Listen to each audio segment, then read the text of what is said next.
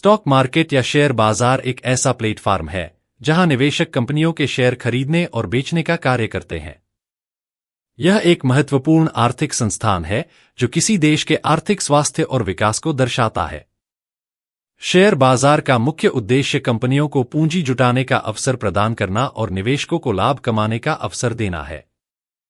Share बाजार को समझने के लिए यह जरूरी है कि हम यह जानें कि यह कैसे काम करता है, इसके विभिन्न घटक क्या हैं और इसमें निवेश करने के लाभ और जोखिम क्या हो सकते हैं।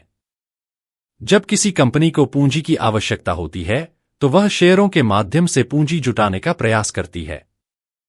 इसके बदले में निवेशक कंपनी में हिस्सेदारी प्राप्त करते हैं जिसका लाभ उन्हें समय समय पर मिल सकता है। नंबर 2, स्टॉक मार्केट की परिभाषा। Definition of stock market. Stock market एक ऐसा मंच है जहां पर कंपनियां अपने शेयरों की बिक्री करती हैं और निवेशक उन्हें खरीदते हैं। इसे आमतौर पर शेयर बाजार या बाजार भी कहा जाता है। शेयर बाजार की गतिविधियां विभिन्न प्रकार के होते हैं, जैसे शेयर खरीदना और बेचना, बॉन्ड्स खरीदना, म्यूचुअल फंड्स में निवेश करना और कुछ अन्य निवेश विकल्प। यह एक व्यवस्थित स्थान है जहां पर शेयरों, बॉन्ड्स और अन्य वित्तीय उपकरणों का व्यापार होता है। नंबर 3, स्टॉक मार्केट के घटक। Components of the stock market. Share एक प्रकार का वित्तीय उपकरण है जो किसी कंपनी की मालिकाना हिस्सेदारी का प्रतीक है। जब आप किसी कंपनी के शेयर खरीदते हैं तो आप उस कंपनी के एक हिस्सेदार बन जाते हैं। बॉन्ड एक प्रकार का ऋण होता है जो कंपनियां या सरकारें निवेशकों से एक निश्चित ब्याज दर पर प्राप्त करती हैं। यह एक निश्चित अवधि के लिए होता है और निवेशक को ब्याज के रूप में लाभ मिलता है। इंडेक्स स्टॉक बाजार के विभिन्न घटकों का सूचकांक होता है, जैसे कि सेंसेक्स, निफ्टी, जो यह दर्शाते हैं कि शेयर बाजार में कितना बदलाव हुआ है। ब्रोकर वह व्यक्ति या संस्था होती है जो निवेशकों और स्टॉक एक्सचेंज के बीच मध्यस्थ का काम करती है। ब्रोकर के माध्यम से ही निवेशक शेयरों का व्यापार करते हैं। नंबर 4, शेयर बाजार के प्रकार। Types of stock markets. Stock market 2 प्रमुख भागों में बंटा होता है। एक, प्राथमिक बाजार। यह वह बाजार है जहां कंपनियां अपने शेयरों को पहली बार सार्वजनिक करती हैं। इसे इनिशियल पब्लिक ऑफरिंग (IPO) कहा जाता है। कंपनियां इस बाजार में अपने शेयर बेचकर पूंजी जुटाती हैं। 2, द्वितीयक बाजार। Secondary market. यह वह बाजार है जहां पहले से जारी किए गए शेयरों का व्यापार होता है। उदाहरण के लिए बॉम्बे स्टॉक एक्सचेंज (BSE) और नेशनल स्टॉक एक्सचेंज (NSE) जैसे बाजार द्वितीयक बाजार के उदाहरण हैं। यहां पर शेयर खरीदने और बेचने का काम नियमित रूप से होता है। नंबर 5, स्टॉक एक्सचेंज क्या है? What is a stock exchange?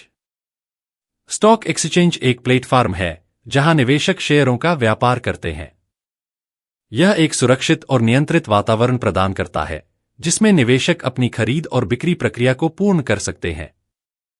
Bharat में प्रमुख stock exchange Bombay stock exchange (BSE) और नेशनल स्टॉक एक्सचेंज (NSE) हैं। नंबर 6, प्रमुख stock exchange. Major stock exchanges. Bombay stock exchange (BSE). यह भारत का सबसे पुराना स्टॉक एक्सचेंज है और इसकी स्थापना 1875 में हुई थी। BSE पर लिस्टेड कंपनियों का इंडेक्स सेंसेक्स है जो 30 प्रमुख कंपनियों का प्रतिनिधित्व करता है। नेशनल स्टॉक एक्सचेंज (NSE) की स्थापना 1992 में हुई थी और यह भारत का सबसे बड़ा स्टॉक एक्सचेंज है। NSE का प्रमुख इंडेक्स निफ्टी है जो 50 प्रमुख कंपनियों का प्रतिनिधित्व करता है। नंबर 7, स्टॉक मार्केट कैसे काम करता है? How does the stock market work? Share बाजार का काम बहुत ही सरल और व्यवस्थित तरीके से होता है। निवेशक ब्रोकर के माध्यम से शेयर बाजार में निवेश करते हैं। शेयरों के मूल्य का निर्धारण मुख्य रूप से इन मांग और आपूर्ति के आधार पर होता है। जब किसी कंपनी के शेयरों की मांग अधिक होती है तो उनके मूल्य में वृद्धि होती है और जब आपूर्ति अधिक होती है तो मूल्य कम हो जाता है। नंबर 8। निवेश के लाभ। Benefits of investing in stock market. उच्च रिटर्न, हाई रिटर्न। स्टॉक बाजार में निवेश से आपको लंबी अवधि में अच्छे रिटर्न मिल सकते हैं, खासकर जब आप सही कंपनियों के शेयर चुनते हैं।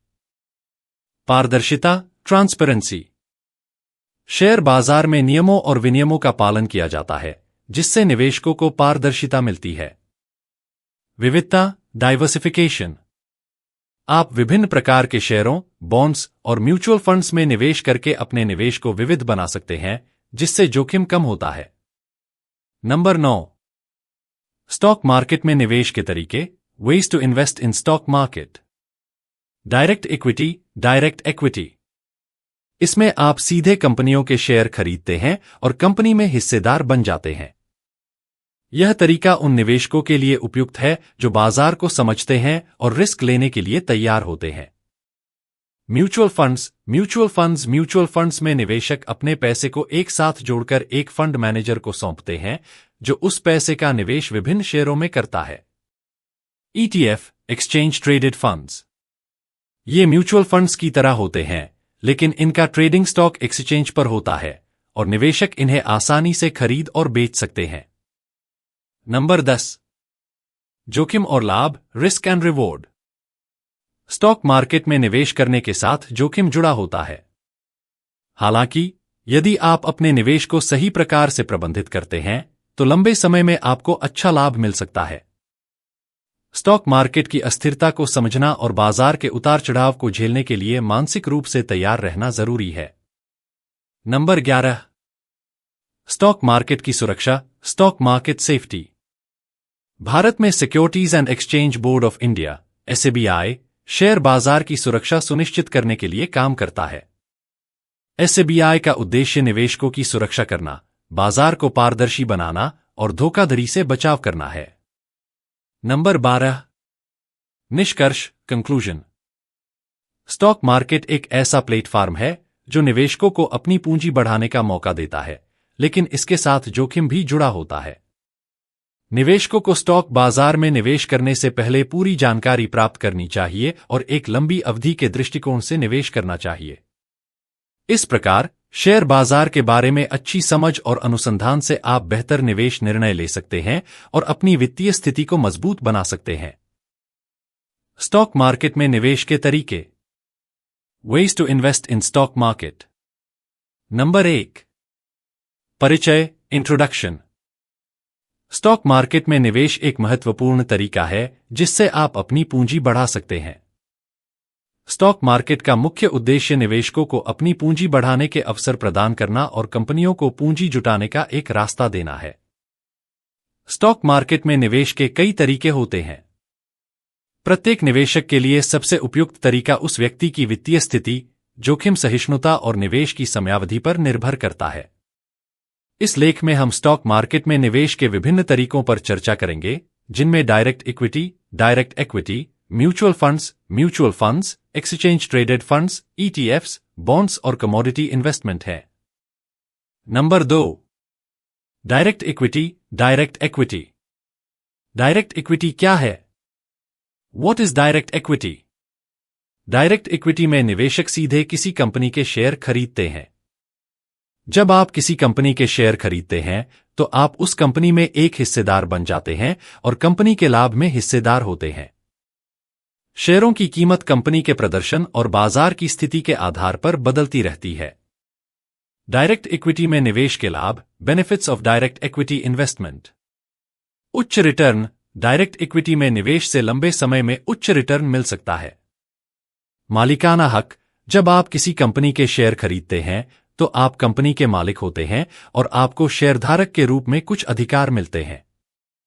लचीलापन। आप किसी भी समय शेयरों को खरीद और बेच सकते हैं, जिससे आपको लचीलापन मिलता है। डायरेक्ट इक्विटी के नुकसान, ड्रॉबैक्स ऑफ डायरेक्ट इक्विटी। उच्च जोखिम। शेयरों में उतार चढ़ाव होता है, जिससे कभी कभी निवेशकों को नुकसान हो सकता है। Market risk. शेयर बाजार में जोखिम की संभावना अधिक रहती है और यदि कंपनी का प्रदर्शन खराब होता है तो निवेशक को नुकसान हो सकता है। Number 3। Mutual funds. Mutual funds क्या है? What are mutual funds?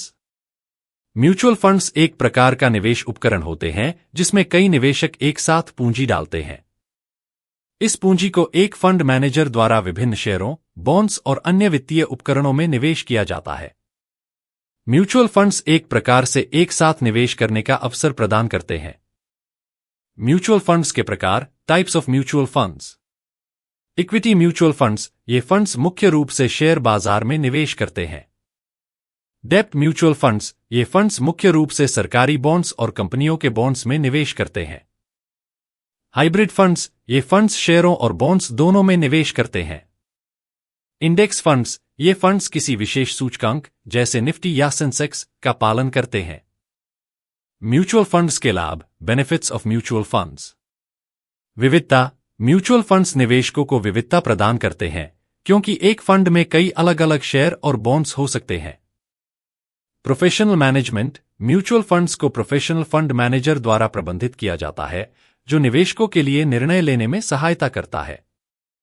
कम जोखिम, म्यूचुअल फंड्स में जोखिम को कम करने के लिए निवेश को विविधित किया जाता है। म्यूचुअल फंड्स के नुकसान, ड्रॉबैक्स ऑफ म्यूचुअल फंड्स। प्रबंधन शुल्क, म्यूचुअल फंड्स में निवेश करने के लिए आपको प्रबंधन शुल्क, मैनेजमेंट फीस का भुगतान करना पड़ता है। निवेश में समय, म्यूचुअल फंड्स के लिए निवेशक को थोड़ा समय देना पड़ता है क्योंकि इसमें निवेश की लंबी अवधि होती है।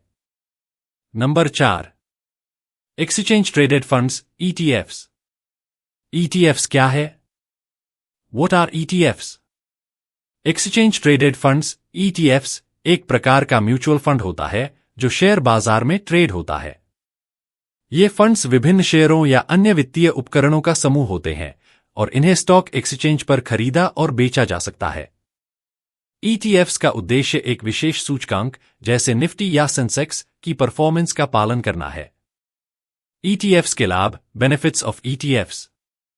कम लागत, ETFs में आमतौर पर म्यूचुअल फंड्स की तुलना में कम प्रबंधन शुल्क होते हैं। लिक्विडिटी, ETFs को आसानी से खरीदा और बेचा जा सकता है क्योंकि ये स्टॉक एक्सचेंज पर ट्रेड होते हैं। विविधता, एक ETF में कई कंपनियों के शेयर होते हैं जो जोखिम को कम करने में मदद करते हैं। ETFs के नुकसान, ड्रॉबैक्स ऑफ ETFs। ट्रेडिंग शुल्क, ETFs की खरीद और बिक्री पर ट्रेडिंग शुल्क लिया जाता है जो लंबे समय में अधिक हो सकता है। कम लचीलापन, म्यूचुअल फंड्स की तरह ETFs में किसी एक विशेष निवेश रणनीति को अपनाना मुश्किल हो सकता है। Number 5, bonds. बॉन्ड्स क्या है? बॉन्ड्स एक प्रकार के ऋण होते हैं जिन्हें कंपनियां या सरकारें जारी करती हैं। जब आप बॉन्ड्स में निवेश करते हैं तो आप उस बॉन्ड को खरीदकर उस संस्था को पैसा उधार देते हैं। इसके बदले में आपको नियमित अंतराल पर ब्याज मिलता है और बॉन्ड की परिपक्वता के समय आपकी मूल राशि वापस कर दी जाती है। बॉन्ड्स के प्रकार, types of bonds. Government bonds, ये बॉन्ड्स सरकार द्वारा जारी किए जाते हैं और इनकी सुरक्षा उच्च होती है। कॉर्पोरेट बॉन्ड्स, ये बॉन्ड्स कंपनियों द्वारा जारी किए जाते हैं जो सरकार की तुलना में अधिक जोखिमपूर्ण हो सकते हैं। म्यूनिसिपल बॉन्ड्स, ये बॉन्ड्स राज्य और स्थानीय सरकारी संस्थाओं द्वारा जारी किए जाते हैं। बॉन्ड्स के लाभ, बेनिफिट्स ऑफ बॉन्ड्स। निश्चित ब्याज, बॉन्ड्स में निवेश करने पर आपको निश्चित ब्याज मिलता है। कम जोखिम, गवर्नमेंट बॉन्ड्स में जोखिम कम होता है क्योंकि सरकार से जुड़े बॉन्ड्स को अधिक सुरक्षित माना जाता है। विविधता, बॉन्ड्स से आपके निवेश पोर्टफोलियो में विविधता आती है। बॉन्ड्स के नुकसान, ड्रॉबैक्स ऑफ बॉन्ड्स। निम्न रिटर्न, बॉन्ड्स की तुलना में शेयरों में उच्च रिटर्न की संभावना होती है।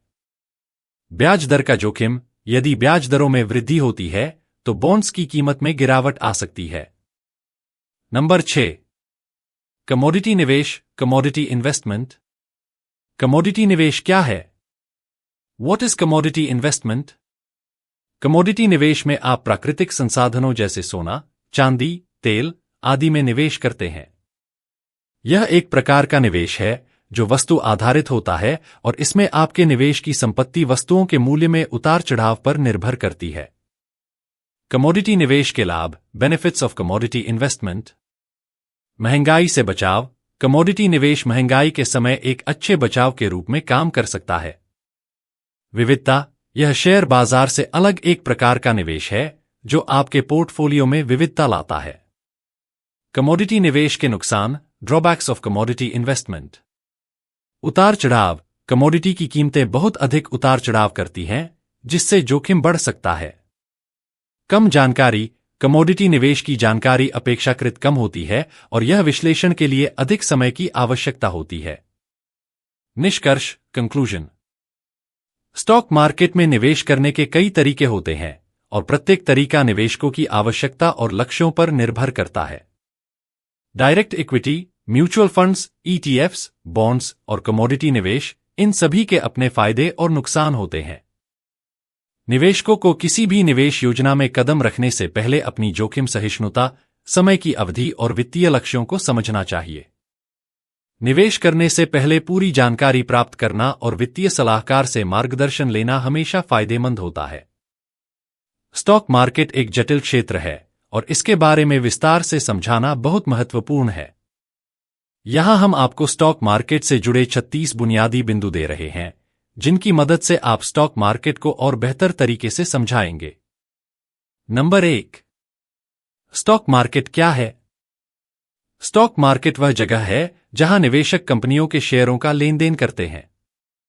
यहां शेयरों की खरीद और बिक्री होती है और इससे कंपनियों को पूंजी जुटाने में मदद मिलती है। नंबर 2, शेयर क्या होते हैं? शेयर किसी कंपनी के मालिकाना हक का हिस्सा होते हैं। जब आप शेयर खरीदते हैं तो आप उस कंपनी के छोटे मालिक बन जाते हैं। नंबर 3, स्टॉक एक्सचेंज क्या है?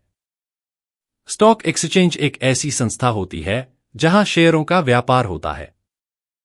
प्रमुख स्टॉक एक्सचेंज हैं BSE, बॉम्बे स्टॉक एक्सचेंज, और NSE, national stock exchange. Number 4, bull और बेयर मार्केट।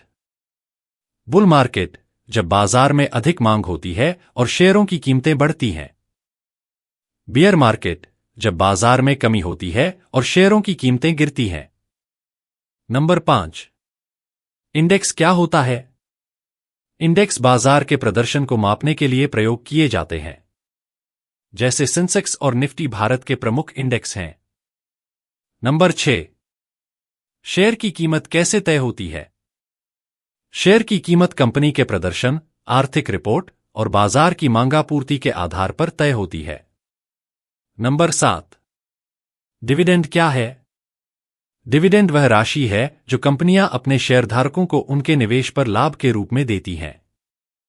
यह नकद या अतिरिक्त शेयरों के रूप में हो सकता है। Number 8, PE ratio. PE ratio, price to earnings ratio, एक कंपनी की शेयर की कीमत और उसकी कमाई के अनुपात को दर्शाता है। इसे निवेशकों द्वारा कंपनी की वैल्यू का निर्धारण करने के लिए इस्तेमाल किया जाता है। नंबर 9, स्टॉक ब्रोकर्स क्या होते हैं?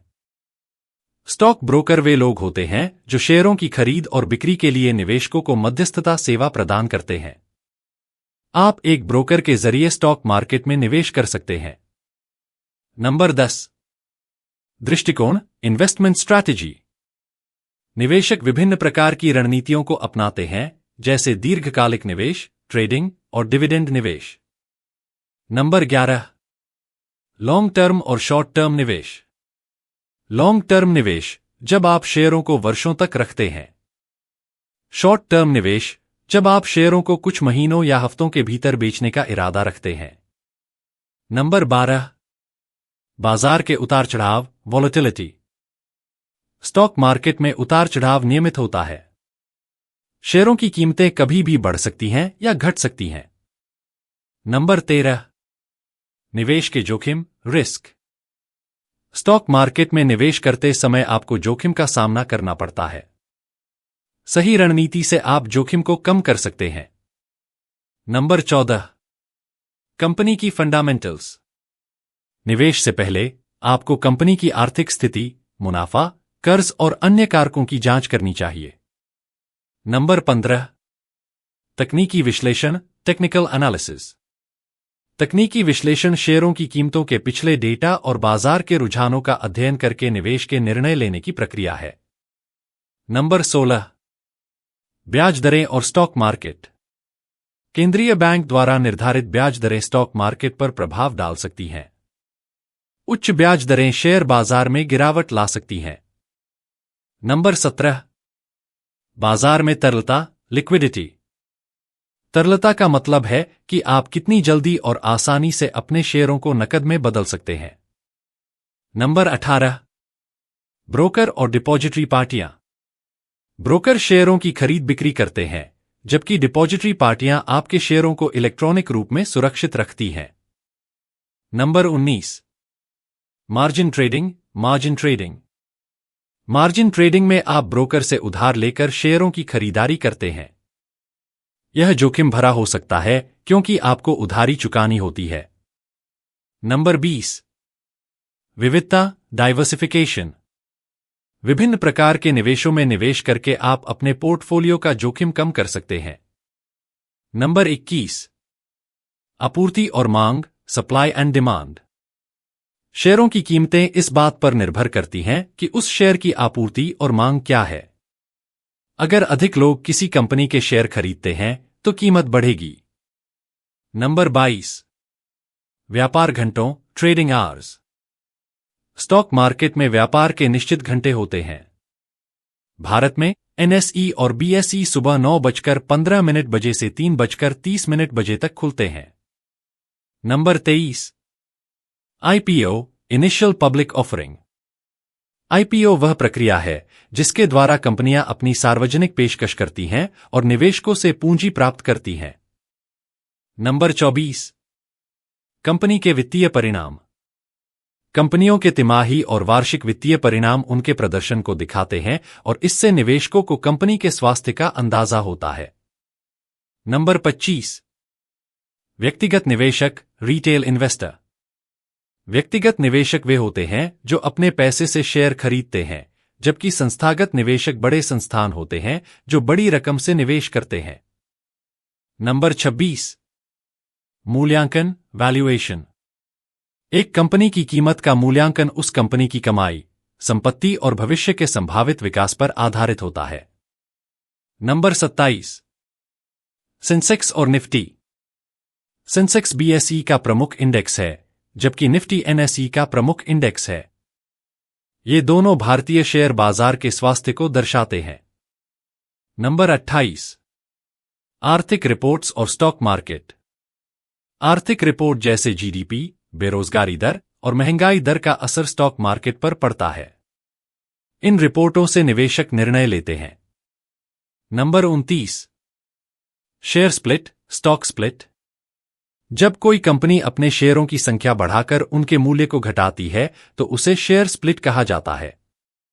नंबर 30, अधिग्रहण और मर्जर, एक्विजिशन एंड मर्जर। जब एक कंपनी दूसरी कंपनी को खरीदती है या दोनों कंपनियां मिलकर एक नई कंपनी बनाती हैं तो इसे अधिग्रहण और मर्जर कहा जाता है। नंबर 31, सुरक्षा और धोखाधड़ी, security and fraud. Stock market में निवेश करते समय धोखाधड़ी से बचना बहुत जरूरी है। निवेशकों को फर्जी कंपनियों और निवेश योजनाओं से सावधान रहना चाहिए। नंबर 32, बाजार में अवसर, मार्केट अपॉर्चुनिटी। स्टॉक मार्केट में कई प्रकार के अवसर होते हैं, जैसे ट्रेंडिंग स्टॉक्स, आईपीओस और विभिन्न सेक्टरों में संभावनाएं। नंबर 32, वर्षा की कीमतें और स्टॉक मार्केट। प्राकृतिक आपदाएं और मौसम का असर स्टॉक मार्केट पर पड़ सकता है, खासकर उन कंपनियों पर जो कृषि या प्राकृतिक संसाधनों से जुड़ी होती हैं। नंबर 34, निवेशकों की भावना, इन्वेस्टर सेंटिमेंट। निवेशकों की भावना बाजार की दिशा को प्रभावित करती है। अगर निवेशक सकारात्मक होते हैं तो शेयरों की कीमतें बढ़ सकती हैं और नकारात्मक भावना से कीमतें गिर सकती हैं। Number 35, market cap, market cap. Company की कुल कीमत को मार्केट कैप कहा जाता है, जो कंपनी के शेयरों की कीमत और उसकी कुल संख्या के गुणनफल से निकाली जाती है। नंबर 36, अंतर्राष्ट्रीय बाजार, इंटरनेशनल मार्केट। भारतीय शेयर बाजार का अंतर्राष्ट्रीय बाजार से भी संबंध होता है। वैश्विक घटनाएं भारतीय शेयर बाजार को प्रभावित कर सकती हैं। Technical analysis. टेक्निकल एनालिसिस एक विधि है जिसका उपयोग निवेशक और ट्रेडर स्टॉक मार्केट में निवेश और ट्रेडिंग के निर्णय लेने के लिए करते हैं। इसमें बाजार के पिछले डेटा, जैसे कि मूल्य और वॉल्यूम के आंकड़ों का अध्ययन करके भविष्य में कीमतों की दिशा का अनुमान लगाने की कोशिश की जाती है। यह एनालिसिस कंपनी की मौलिक स्थितियों जैसे आय, संपत्ति, लाभ के बजाय केवल बाजार के आंकड़ों पर आधारित होता है। नंबर 1, टेक्निकल एनालिसिस क्या है? टेक्निकल एनालिसिस एक तरीका है जिसमें शेयर की कीमतों, वॉल्यूम और अन्य टेक्निकल संकेतकों के माध्यम से भविष्य की कीमतों की दिशा का अनुमान लगाने की कोशिश की जाती है। नंबर 2, पिछले डेटा का उपयोग। टेक्निकल एनालिसिस का मानना है कि बाजार की गतियों का पैटर्न भविष्य में भी दोहराया जा सकता है, इसलिए पिछले आंकड़ों का विश्लेषण किया जाता है। Number 3, chart. टेक्निकल एनालिसिस में विभिन्न प्रकार के चार्ट जैसे कैंडलस्टिक, लाइन और बार चार्ट का उपयोग किया जाता है। Number 4, candlestick chart. यह चार्ट प्रकार आमतौर पर ट्रेंड और पैटर्न को स्पष्ट करने के लिए उपयोग किया जाता है। इसमें प्रत्येक कैंडल एक विशिष्ट समय अवधि की कीमतों को दर्शाती है। नंबर 5, समय और चार्ट की अवधियों का चुनाव। टेक्निकल एनालिसिस किसी विशेष समय सीमा के लिए चार्ट का उपयोग करते हैं, जैसे 1 मिनट, 5 मिनट, दिन, हफ्ते, महीने आदि। Number 6, price patterns. Technical analysis में विभिन्न मूल्य पैटर्नों जैसे head and shoulder, double top का उपयोग किया जाता है, जो भविष्य की मूल्य दिशा को संकेतित करते हैं। Number 7, trend. ट्रेंड वह दिशा होती है जिसमें किसी शेयर या बाजार की कीमत बढ़ रही होती है। ट्रेंड को 3 प्रकारों में विभाजित किया जाता है: up trend, down trend, sideways trend. Number 8, support and resistance. Support वह स्तर जहां कीमतें गिरने के बाद फिर से ऊपर उठने की संभावना रखती हैं। रेजिस्टेंस वह स्तर जहां कीमतों में वृद्धि रुक जाती है और वे नीचे गिरने लगती हैं। Number 9, volume. वॉल्यूम से तात्पर्य है शेयरों की संख्या जो एक निश्चित समय अवधि में व्यापारित होती है। वॉल्यूम का अध्ययन कीमतों के साथ मिलकर किया जाता है ताकि बाजार की ताकत का अंदाजा लगाया जा सके। Number 10, moving average. यह एक प्रमुख संकेतक है जो कीमतों की औसत को दिखाता है। 2 प्रमुख प्रकार होते हैं: SMA, simple moving average, EMA, exponential moving average. Number 11, signal line. यह एक मूविंग एवरेज होती है जिसका उपयोग ट्रेडिंग संकेत, बाय सेल को निर्धारित करने के लिए किया जाता है। Number 12, RSI, relative strength index. यह एक मोमेंटम इंडिकेटर है जो एक स्टॉक के ओवरबॉट या ओवरसोल्ड कंडीशन को दर्शाता है। इसे 0 से 100 के बीच मापा जाता है। Number 13, MACD, moving average convergence divergence. MACD एक ट्रेंड फॉलोइंग इंडिकेटर है जो 2 मूविंग एवरेज की तुलना करके सिग्नल उत्पन्न करता है। इसका उपयोग ट्रेंड पलटने के संकेतों को पहचानने के लिए किया जाता है। Number 14, Bollinger bands. यह एक वोलाटिलिटी इंडिकेटर है जो शेयर की कीमत की चाल के बारे में जानकारी देता है और ओवरबॉट ओवरसोल्ड स्थितियों को दर्शाता है। Number 15, Fibonacci retracement. यह एक तकनीकी टूल है जो बाजार में संभावित सपोर्ट और रेजिस्टेंस स्तरों का अनुमान लगाने के लिए उपयोग किया जाता है। Number 16, stochastic oscillator. यह एक मोमेंटम इंडिकेटर है जो शेयर की ओवरबॉट और ओवरसोल्ड स्थितियों को पहचानने में मदद करता है। Number 17, point and figure chart. यह चार्ट प्रकार मूल्य की दिशा पर ध्यान केंद्रित करता है और समय को नजरअंदाज करता है। इसे मूल्य के उतार चढ़ाव का विश्लेषण करने के लिए उपयोग किया जाता है। Number 18, double top and double bottom. ये पैटर्न ट्रेंड के पलटने का संकेत देते हैं। डबल टॉप एक डाउन ट्रेंड का संकेत है, जबकि डबल बॉटम अप ट्रेंड का संकेत है। Number 19, head and shoulders. यह एक प्रचलित पैटर्न है जो ट्रेंड रिवर्सल को दर्शाता है। यह अप ट्रेंड के बाद डाउन ट्रेंड या डाउन ट्रेंड के बाद अप ट्रेंड का संकेत हो सकता है। Number 20, negative and positive divergence. यह तकनीकी विश्लेषण का एक महत्वपूर्ण पहलू है जहां मूल्य और संकेतक के बीच अंतर होता है जो ट्रेंड की दिशा में बदलाव का संकेत दे सकता है। नंबर 21। Price action. यह एक दृष्टिकोण है जिसमें केवल कीमतों के पैटर्न का अध्ययन किया जाता है और यह किसी अन्य संकेतक का उपयोग नहीं करता है। नंबर 22। वर्तमान ट्रेंड की पुष्टि।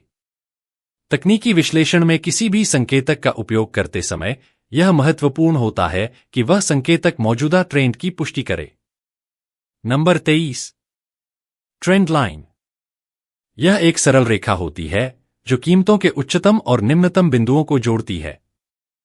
यह ट्रेंड की दिशा को स्पष्ट करती है। नंबर 24। Indicators and oscillators. तकनीकी विश्लेषण में कई प्रकार के इंडिकेटर्स और ऑसिलेटर का उपयोग किया जाता है, जैसे RSI, मैक्ड, मूविंग एवरेज आदि। नंबर 25। Volume analysis. वॉल्यूम की बढ़ती या घटती संख्या बाजार में गति की ताकत को दर्शाती है। जब वॉल्यूम बढ़ता है तो कीमतें अधिक मजबूत ट्रेंड का अनुसरण कर सकती हैं। नंबर 26। ब्रेकआउट। ब्रेकआउट वह स्थिति होती है जब कीमत एक महत्वपूर्ण सपोर्ट या रेजिस्टेंस स्तर को पार करती है और इससे ट्रेंड में बदलाव का संकेत मिलता है। नंबर 27। गैप।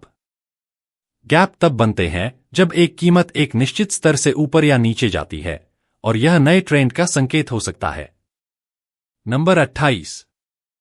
शॉर्ट टर्म और लॉन्ग टर्म टेक्निकल एनालिसिस।